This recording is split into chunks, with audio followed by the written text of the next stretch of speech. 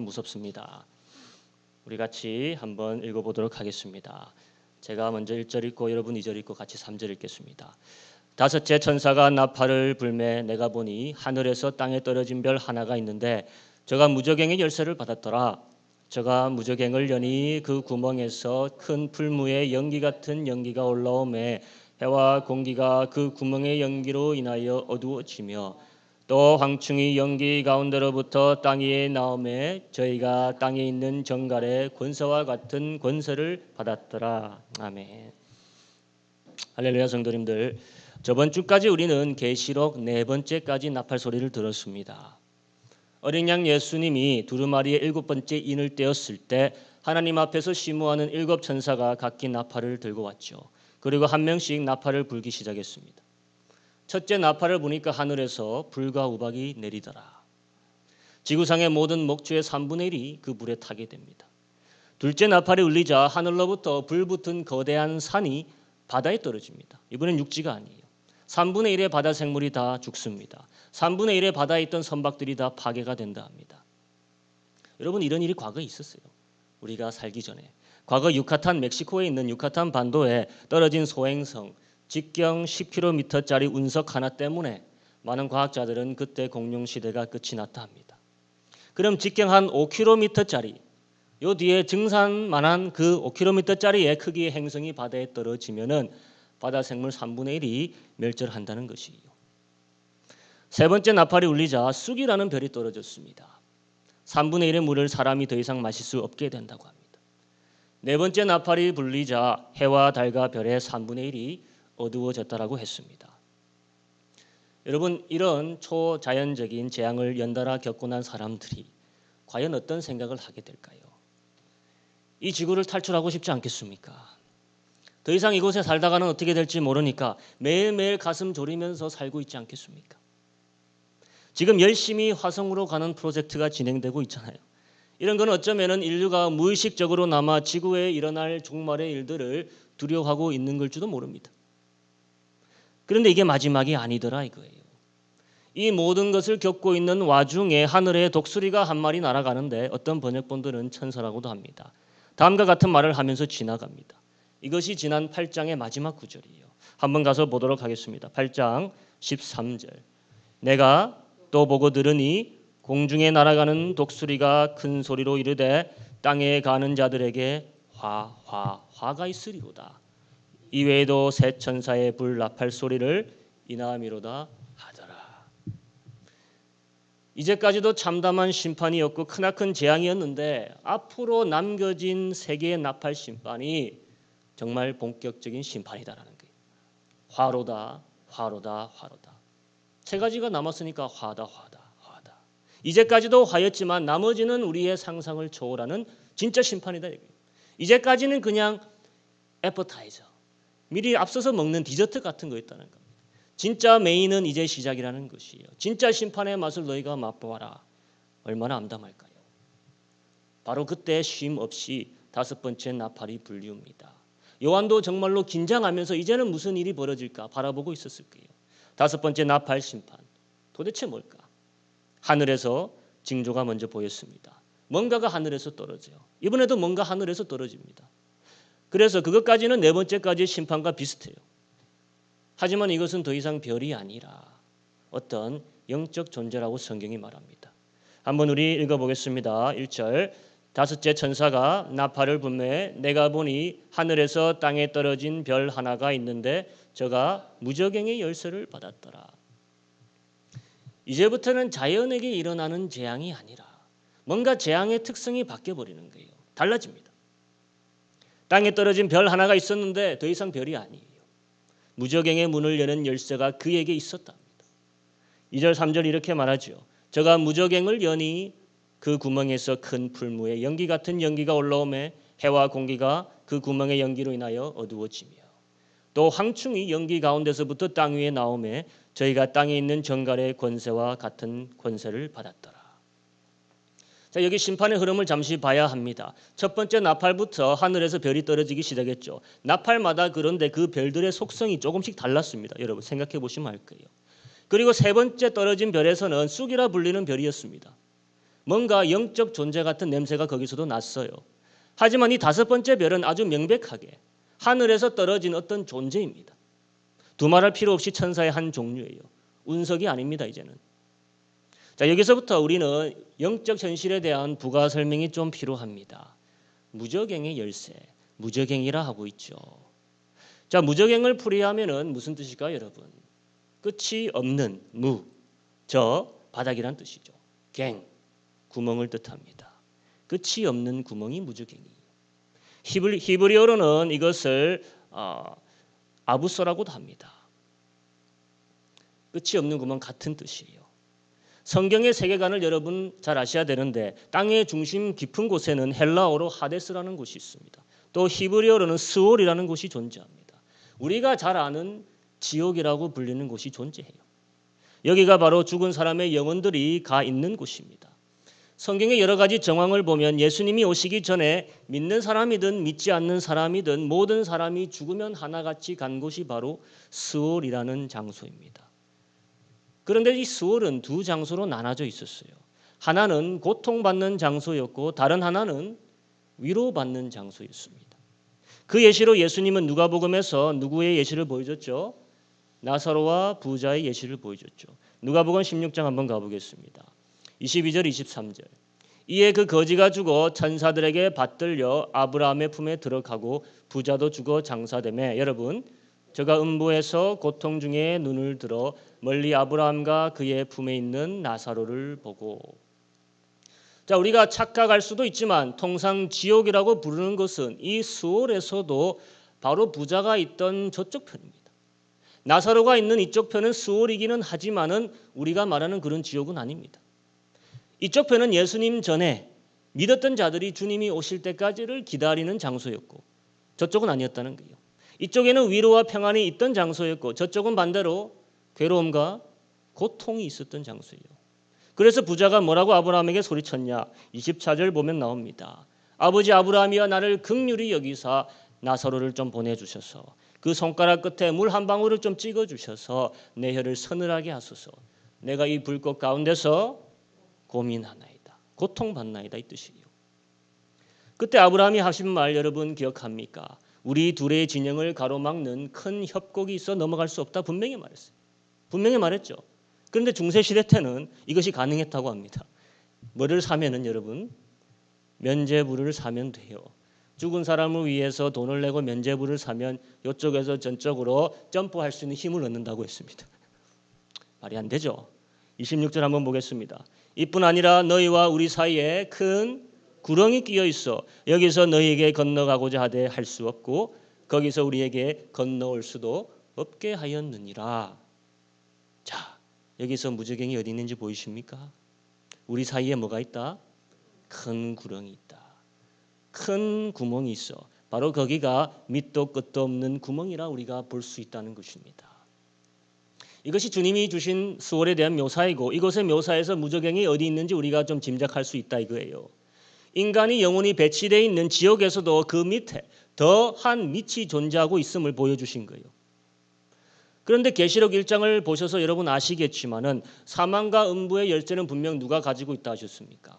예수님이 가지고 있다 하셨어요. 기억나시죠? 계시록서 1장 18절 이렇게 얘기했습니다. 곧 산자라 내가 전에 죽었었노라 볼지어다 이제 세세토록 살아있어 내가 사망과 음부의 열쇠를 가졌노니.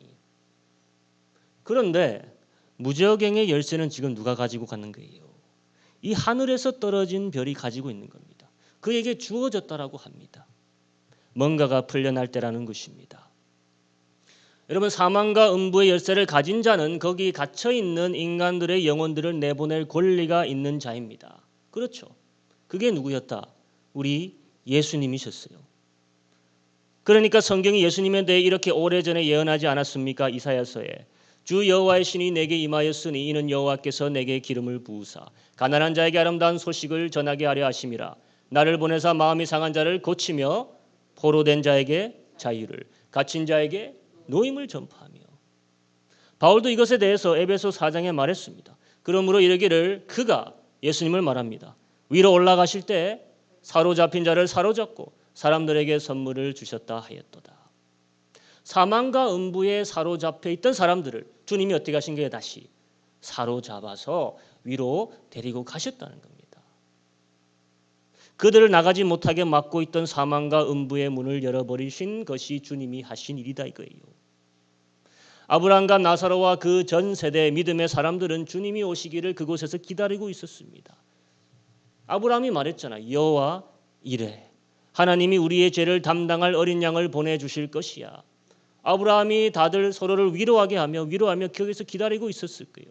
그리고 그 말이 있은 지 3,000년 후에 나타나시어 십자가에 달려 죽으셨고 그도 장사되어 무덤으로 스올로 내려가신 것입니다. 그리고 그가 부활할 때 거기 스올에 있던 주님의 자녀들을 모두 데리고 어디로 올라가셨다? 하늘로 올라가셨다는 거예요. 마태복음 27장에도 이런 부분이 잠깐 나옵니다. 예수님이 죽고 나신 후 성도들의 무덤들이 어떻게 됐다 증언합니까? 열렸다는 증언이 나와요. 27장 52절.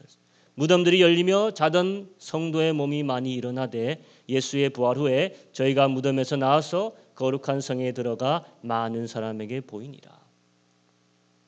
어떻게 이게 가능합니까? 예수님께서 사망과 음부의 문을 여셨기에 가능합니다. 그래서 그들을 데리고 올라가신 거예요. 그럼 지금 우리가 스올로 내려가면 성도들이 있다 없다? 없다는 거예요. 오로지 건너편에 고통받는 사람들만 있을 거란 겁니다. 그리고 이제 우리가 죽으면은 우리는 밑으로 가는 것이 아니라 어디로 간다? 위로 올라가게 되겠죠. 왜? 이제는 과거 동물의 제사로 우리의 죄를 잠시 커버하신 게 아니라 아들 예수의 단번에 죽으심으로 인해서 우리의 모든 죄를 완전하게 어떻게 되신 거예요? 깨끗하게 하신 거예요. 그래서 우리는 죽으면 기다릴 필요 없이 바로 하늘로 갈 수 있는 것입니다. 그런데 오늘 다섯 번째 나팔 소리가 울리니 이것은 사망과 음부의 키가 아니에요. 어디를 여는 열쇠다? 무저갱을 여는 열쇠예요. 무저갱에는 사람들의 영혼이 갇혀 있는 곳이 아닙니다. 우리가 알지 못하던 영적 존재들이 갇혀 있는 곳이었다 이거예요. 이곳을 이 떨어진 천사가 가서 열어버렸습니다. 근데 이 떨어진 별이 누구냐? 누구는 사탄이라고도 합니다. 그럴 수 있습니다. 성경은 늘 떨어진 별을 좀 사탄이라고 암시하는 곳이 많아요. 이사야서에 이렇게 나오고 있죠. 너 아침의 아들 계명성이여 어찌 그리 하늘에서 떨어졌으며 너 열국을 높은 자여 어찌 그리 땅에 찍혔는고. 15절. 그러나 이제 네가 음부 곧 구덩이의 맨 밑에 빠치우리로다. 그 열쇠를 획득해서 땅 및 음부까지 내려가고 더 내려가서 깊은 영역에 있던 장소 그 무저갱을 여는 것입니다. 여러분 귀신들이 군단이라고 하는 귀신들이 주님께 사정사정했던 거 기억하십니까? 제발 우리를 어디로 보내지 말아 주시옵소서. 무저갱으로 보내지 마옵소서. 바로 거기예요. 거기는 귀신도 형벌받는 곳이에요. 귀신들도 가기 좋아하는 곳이다 싫어하는 곳이다? 싫어하는 곳이에요. 그 귀신들도 가기 싫어하는 곳에서 어떤 생물체들이 기어나오기 시작하더라 이것이에요. 그리고 그들 모두가 동일한 모습을 가지고 있습니다. 한번 다시 읽어보겠습니다. 7절. 황충들의 모양은 전쟁을 위하여 예비한 말들 같고 그 머리에 금 같은 면류관 비슷한 것을 썼으며 그 얼굴은 사람의 얼굴 같고 여러분 또 여자의 머리털 같은 머리털이 있고 그 이는 사자의 이 같으며 또 철흉갑 같은 흉갑이 있고 그 날개들의 소리는 병거와 많은 말들이 전장으로 달려 들어가는 소리 같으며. 자, 요한이 두 가지를 설명해 주고 있습니다. 이 땅에 올라와 그들이 하는 일과 그들의 생긴 모습이에요. 그 모습을 한번 보십시오. 참으로 흉측하고 징그럽습니다. 황충같이 생겼다고 하는데 정갈 같은 꼬리를 가졌다 합니다. 여러분 그 황충이라고 하면은 의뢰 메뚜기라고 생각할 수 있지만은 아닙니다. 아프리카나 중동에 서식하는 황충은 우리가 아는 그런 귀여운 메뚜기가 아니에요. 손바닥 크기를 넘어가는 것들입니다. 흉측해요. 그런데 이것들은 더 크죠. 거기다가 머리는 어떻게 생겼다?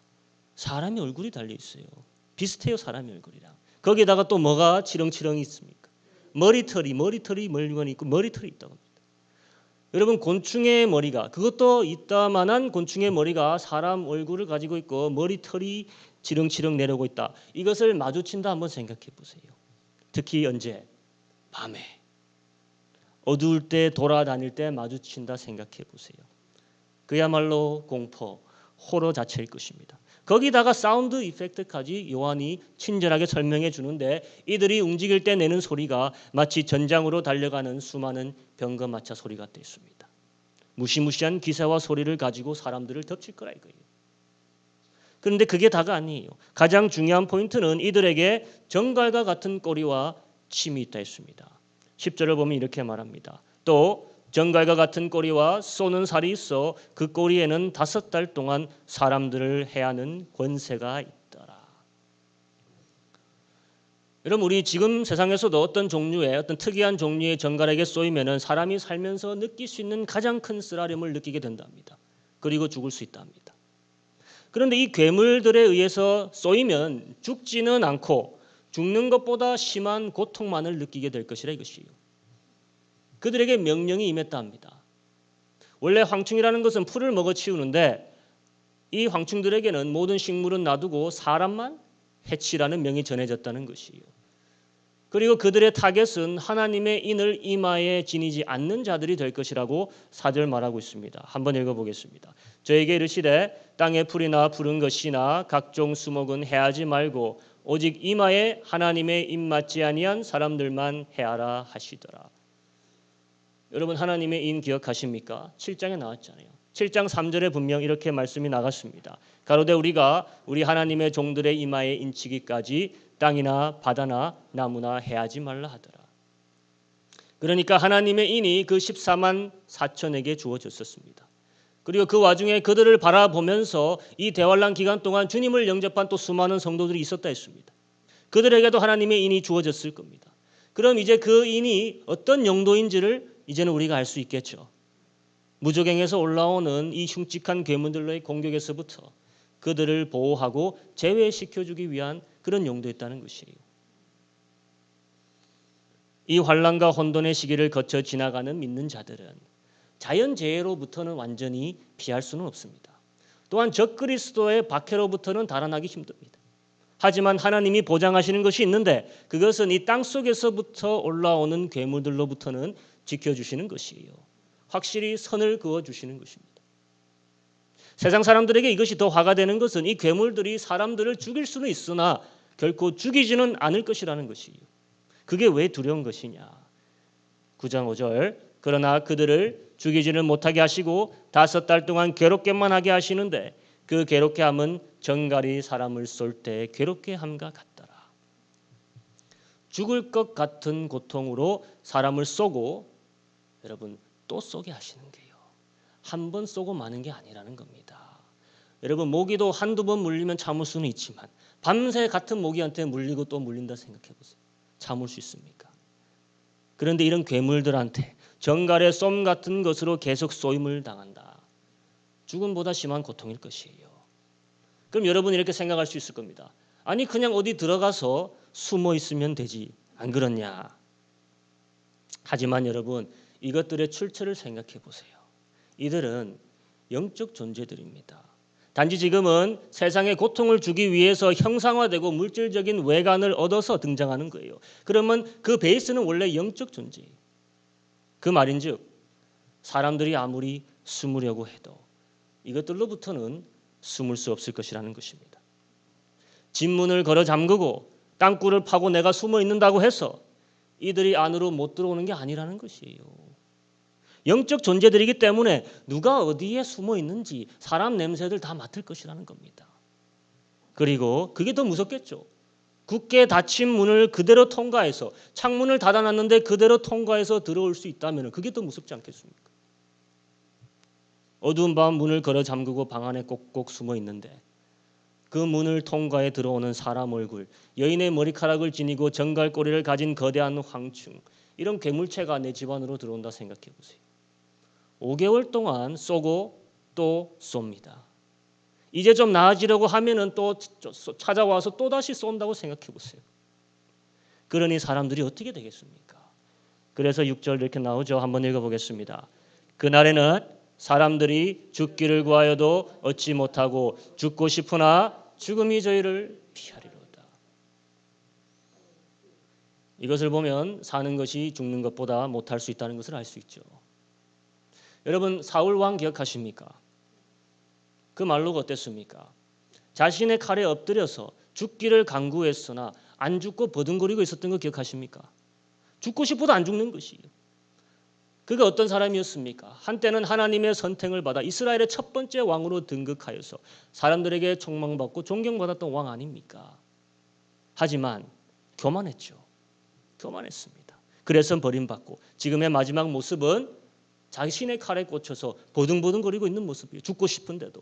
그에게 있어서는 살아서 저 블레셋 사람들에게 잡혀서 치욕을 당하는 것이 죽음보다 더 싫은 이유였습니다. 교만에 대한 결과 적절한 심판이란 것이에요. 또 누가 있습니까, 여러분? 삼손이란 사람이 있습니다. 하나님의 나시린으로 선택받았습니다. 세상 사람들이 가져보지 못한 하나님의 은사, 능력을 가졌던 사람이에요. 하지만 그도 뭐로 인해서? 교만으로 인해서 두 눈을 다 뽑히고 머리는 삭발이 돼서 지하 감옥에서 사슬에 묶인 채 밀을 갈도록 돌고 돌았습니다. 또 행사가 있을 때마다 불려나가서 어떻게 해야 됐습니까? 사람들을 웃겨야 했어요. 쇼를 해야 됐어요. 광대처럼. 죽기보다 싫은 치욕의 삶을 살았습니다. 그래서 그의 마지막 기도의 외침이 뭐였습니까? 저들과 함께 죽게 하소서 했어요. 사람이 사는 것보다 죽는 것이 나을 때가 있다는 것이. 그 5개월 동안에는 죽고 싶어도 죽을 수 있다 없다? 없어요.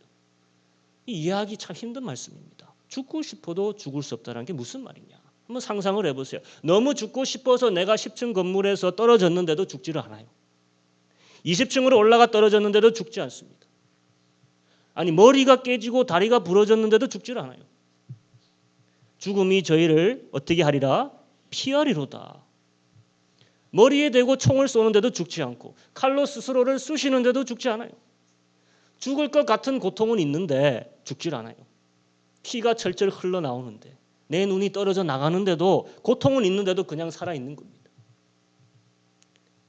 이게 그런 말이에요. 3.6 공포영화에서나 볼성 싶었던 일이 현실에서 일어나고 있는 겁니다. 죽으려 하다 죽지 못한 해괴한 사람들의 모습이 거리에 돌아다닐 거예요. 고통에 울부짖고 있는 사람들을 보라 이것입니다. 여러분 10번째 재앙이 있던 날 애굽에서는 전국에 통곡의 소리가 있었댔습니다. 그렇죠. 하지만 이 5개월 동안은 전 세계에 통곡의 소리가 아니라 비명의 소리가 모든 거리를 메울 것입니다. 그야말로 생지옥이 세상에 펼쳐지는 것이에요. 왜? 지옥에서 올라온 것들이니까 세상을 지옥으로 만들어버리는 게. 화로다, 화로다, 화로다. 맞습니다. 하나님의 인을 받지 못한 사람들에게 지옥의 맛을 이 땅에서 맛보게 하시는 겁니다. 그래서 9장의 주제는 심플합니다. 이 황충이에요. 왜 주님은 우리에게 이런 무시무시한 계시를 허락하셨을까?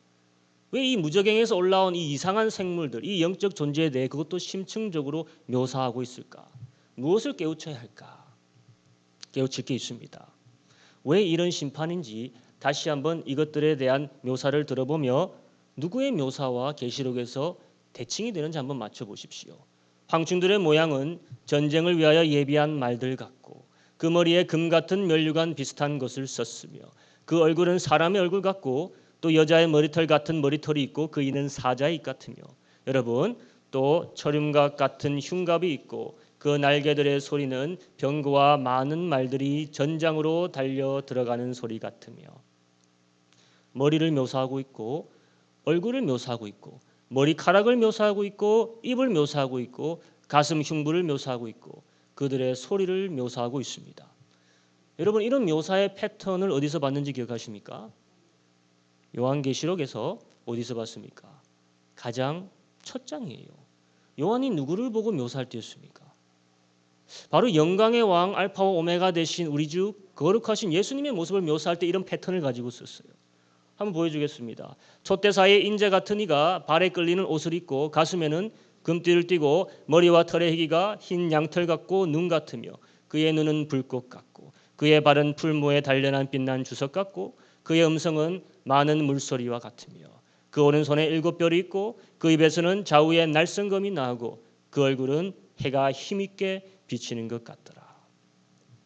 자, 황충의 징그러운 모습을 보다가 여기 예수님의 거룩한 모습을 묘사한 이 대목을 읽어보면 뭔가 영혼이 맑아지는 것 같지 않습니까? 예수님의 모습을 이런 극적인 대조가 우리에게 무슨 메시지를 전달하고 있냐 이것입니다. 사람들에게는 여러분 두 가지 왕이 존재한다는 것입니다. 하나는 영광과 거룩의 왕이고 하나는 가증스러운 지옥의 왕입니다. 여러분 세계 고대 문명의 유적지를 돌아다니다 보면은 많은 조각품들과 그림들이 있는데 특히 종교 신전에서는 괴상한 생물들을 자주 볼 수 있습니다. 티베트 고원을 가든 남아메리카의 잉카나 마야 문명을 가보든 아수르의 오래된 유물에서나 인도 동남아시아의 지역들을 가보든 그들의 신전에는 흉측하게 생긴 괴물들의 문양이나 그림이나 조각상들이 있어요. 마치 이 계시록에서 보여주고 있는 그런 흉측하고 불길하게 생긴 모습이에요. 하나만 제가 찾아와 봤습니다. 이런 것들이에요. 비슷하죠. 머리에 면류관도 있는 것 같고. 이것을 보면 우리는 알 수 있습니다. 사람들은 거룩한 왕 하나님의 아들 인자의 모습을 동경하고 두려워하는 것이 아니라 늘 지옥의 괴물들을 두려워하고 섬기길 원했다는 것이에요. 고대로부터 사람들은 사탄과 타락한 천사들을 숭배해 왔고 이 생물들은 그들에게 임할 그들이 바랬던 신, 그들이 섬기는 왕이 나타나는 것이에요. 환상으로든 꿈으로든 미리 그들에게 현몽되어 나타난 바 됐던 괴물들입니다.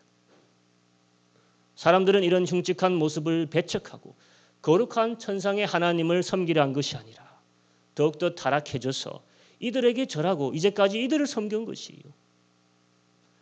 마침내 그들이 바라고 섬기던 지옥의 괴수들이 등장하는데 그들을 위해서 오는 것이 아니라 죽음보다 심한 고통을 주러 오는 것입니다. 인간의 악함이 사모하는 것은 이런 흉측한 것이고 이런 흉측한 것의 고통을 당하는 것이 하나님 보시기에 공정한 심판이라는 것입니다. 예전에 어렸을 때는 그때도 계시록 설교들 많이 하셨죠. 그때 설교를 떠올려 보면은 이 부분을 보면은 현대의 전쟁 무기들에 비교하곤 했습니다. 생각나십니까? 이렇게 뭐 시끄럽게 지나가는 헬리콥터들이다.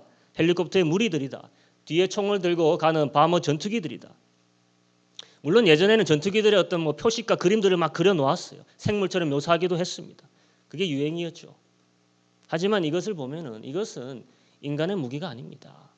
요한이 아무리 2000년 전에 살았다 하지만 날아가는 비행기를 헬리콥터를 이런 머리카락을 가지고 왕관을 쓰고 갑옷을 입고 가는 황충으로 묘사했겠습니까, 여러분? 이것은 죽이지 않는다고 했어요. 전쟁 무기는 사람을 죽입니다. 이것은 땅속 무저갱에서 올라온 영적 존재라고 했습니다. 지옥의 군대라는 것이죠. 여러분 천상에도 군대가 있습니다. 여호와의 군대, 천사들로 이루어진 거룩한 군대 있죠. 그런데 땅속에도 군대가 있더라 이것이에요. 거룩과는 완전 반대되는 쳐다보기만 해도 가증스러운 군대입니다. 우상을 섬기고 귀신을 섬기고 스스로를 섬겼던 자들에게 하나님은 가증스러운 생물들을 보내 심판받게 하실 거라는 것입니다. 그 흉측함은 사람들이 심판받아 마땅한 인간 죄성의 모습을 반영한 모습이라는 것입니다. 우리가 거룩하신 예수님의 모습을 본받아 그를 모델로 삼듯 그러면서 우리가 그의 모습으로 변해가듯 악인들도 죄인들도 이런 모습으로 변해간다는 것이에요. 여러분 여기서 특이한 것 하나 기억하시기 바랍니다. 이 황충들 모두에게 왕관이 있었다는 것이에요. 왕관 비스무리한 것이요. 이렇게 흉측하고 지저분하고 가증스러운 것들이 뭐를 쓰고 있었다? 다들 왕관을 쓰고 있어요. 그들 스스로에게 그들이 뭐라는 겁니까? 왕이라는 거예요. 이런 흉측한 것들이 왕관을 쓰고 있다는 것은 세상의 교만이 이들의 특성과 똑같다는 것입니다. 욥기서에도 나오죠. 모든 교만한 것들의 왕을 얘기한 적이 있습니다. 이것들이에요.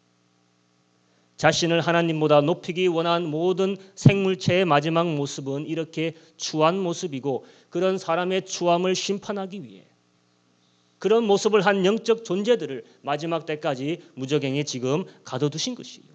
예비하시고 있으신 겁니다. 우리의 파멸은 우리의 교만의 왕관 때문이라는 것입니다. 반대로 우리 주님, 우리 임금 예수 그리스도를 생각해 보십시오. 하늘에서 떨어진 분이 아니에요. 스스로 하늘의 신분을 포기하고 땅에서 나신 분이죠. 스스로 왕관을 포기하고 생명 주시려고 이 땅에 오신 분이 예수님이세요. 그 왕관 누구에게 씌워주시려고? 우리에게 씌워주시려고. 그리고 24장로들 기억하십니까? 자신들의 왕관을 다 어떻게 했습니까? 다 벗어 던져버렸어요. 오로지 하나님이 영광 받으실 분입니다.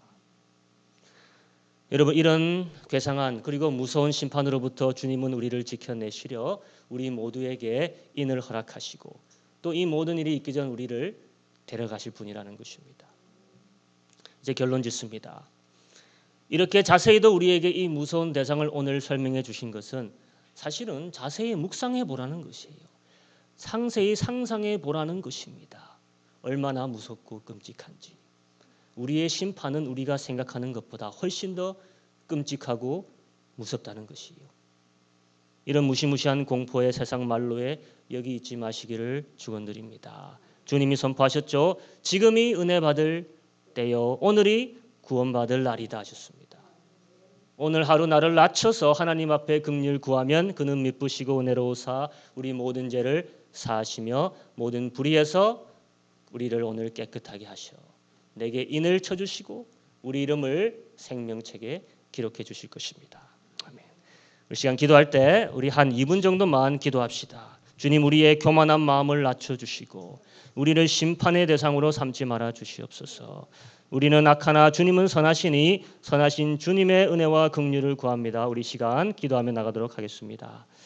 하나님 아버지 감사드립니다.